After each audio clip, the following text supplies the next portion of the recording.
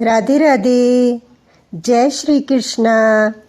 आप सभी को भाई दूज की हार्दिक शुभकामनाएं।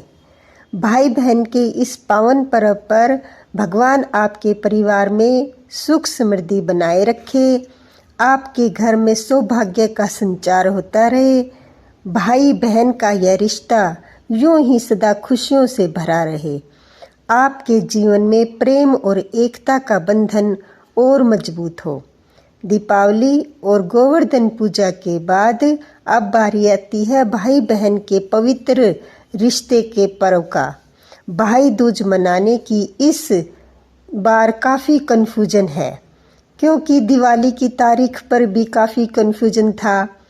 भाई दूज के दिन सभी भाई अपनी बहन के घर जाते हैं, क्योंकि इस दिन यमराज अपनी बहन यमुना के घर गए थे और यह वरदान दिया था कि जो भाई अपनी बहन के घर जाएगा, तिलक करवाएगा और जो भी भाई बहन इस दिन यमुना नदी में डुबकी लगाएंगे, उन पर कभी अकाल मृत्यु का साया नहीं आएगा।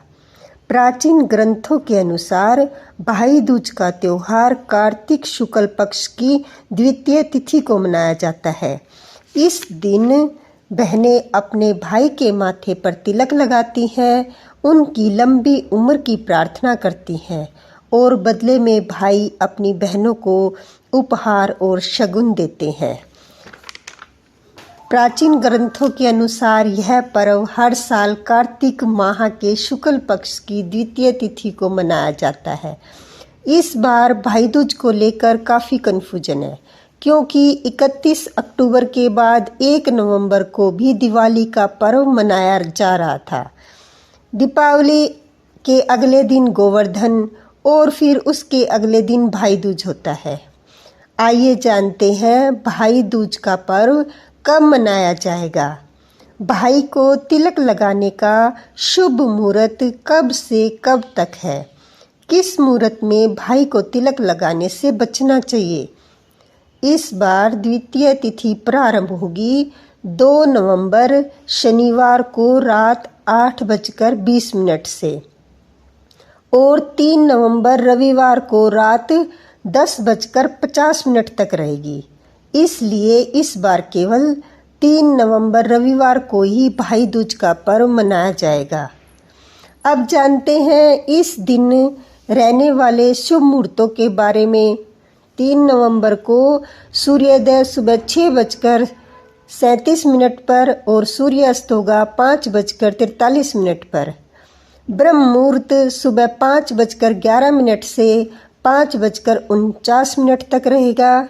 अभिजीत मुहूर्त सुबह 11:48 से 12:32 तक रहेगा और सुबह 11:49 तक पूरा दिन शोभन योग रहने वाला है। यह दोनों ही मुहूर्त बहुत ही शुभ देने वाले हैं।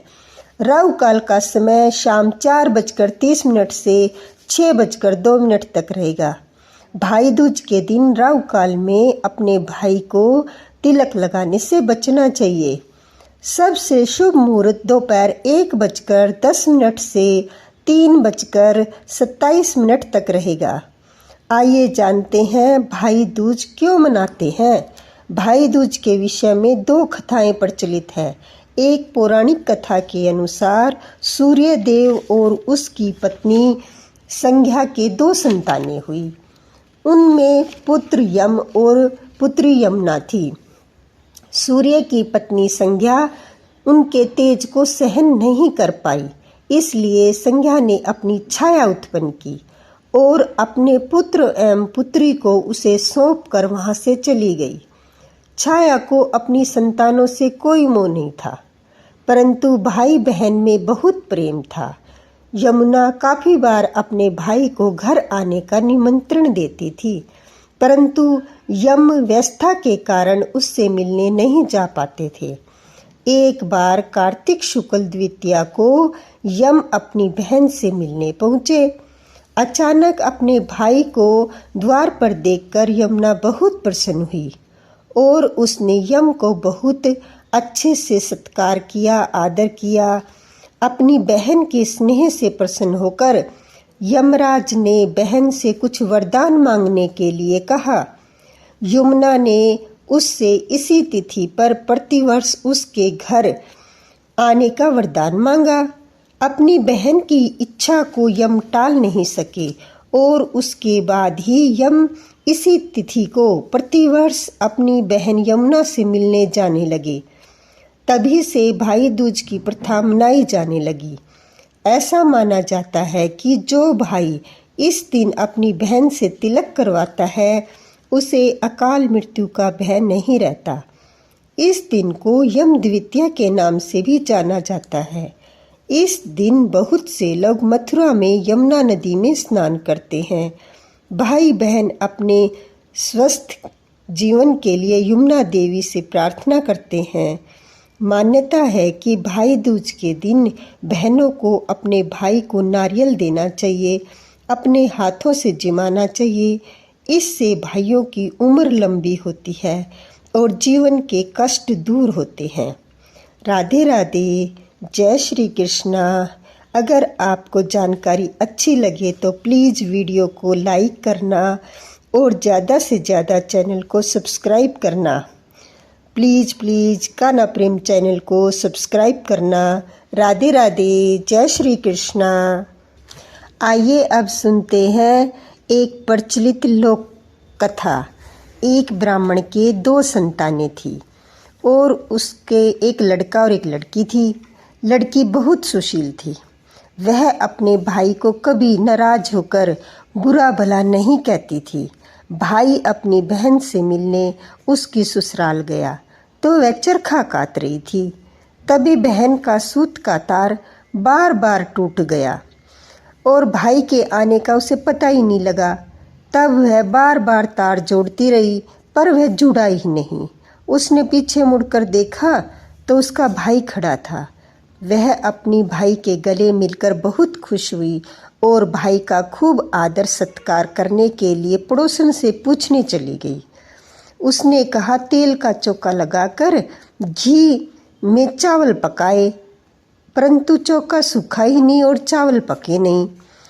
एक दूसरी सहेली से पूछने गई तो उसने कहा, गोबर का चौका लगाकर दूध तथा चावल में पानी डालकर खीर बना।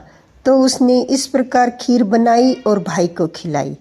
दूसरे दिन भाई के रास्ते में के लिए उसने चक्की से आटा पीसने लगी। आटे के साथ उससे चक्की में सांप पिस गया, परंतु उसे पता नहीं चला। उसने उस आटे के लड्डू बना लिए और कपड़े में बांधकर भाई को दे दिए। जब भाई चला गया तो बहन को सांप पिस जाने का पता चला। वह अपने बच्चे को पालने में रोता छोड़कर भाई की राह पर चल दी, परंतु बहुत दूर जाने पर उसका भाई एक पेड़ के नीचे छाया में सोता हुआ मिला और पास में पोटली रखी देखी। भाई ने अभी तक कुछ खाया नहीं था। बहन ने सारे लड्डू फेंक दिए और अपने भाई के साथ पियर चली गई। रास्ते में उसने भारी भारी शिलाएं उतरती देखी। एक राहगीर से उसने उन शिलाओं के बारे में पूछा तो उसने बताया, जो बहन अपने भाई से कभी नाराज नहीं होती, उसकी भाई की शादी के समय ये उसकी छाती पर रखी जाएंगी। थोड़ी दूर जाने पर उसे नाग तथा नागिन मिले।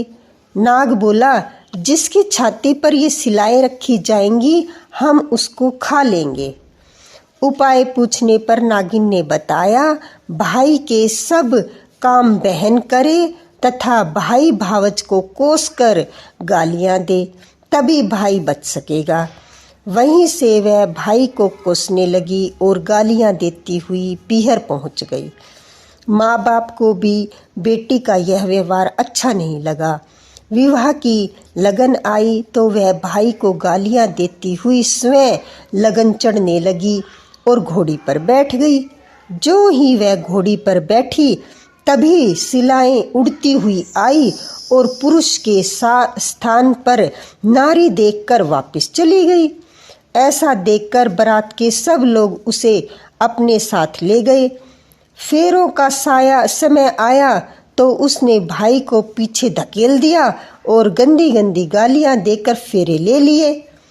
वह सब काम स्वयं कर रही थी, यहाँ तक कि सुहाग रात को भाभी के साथ स्वयं सोने चल दी। समय आने पर नाग नागिन उसके भाई को काटने आए। वह तो जानती थी, उसने नाग नागिन को मारने की तैयारी पहले ही कर रखी थी। उनके आते ही दोनों को मारकर जेब में रखकर 3 दिन तक सोई रही।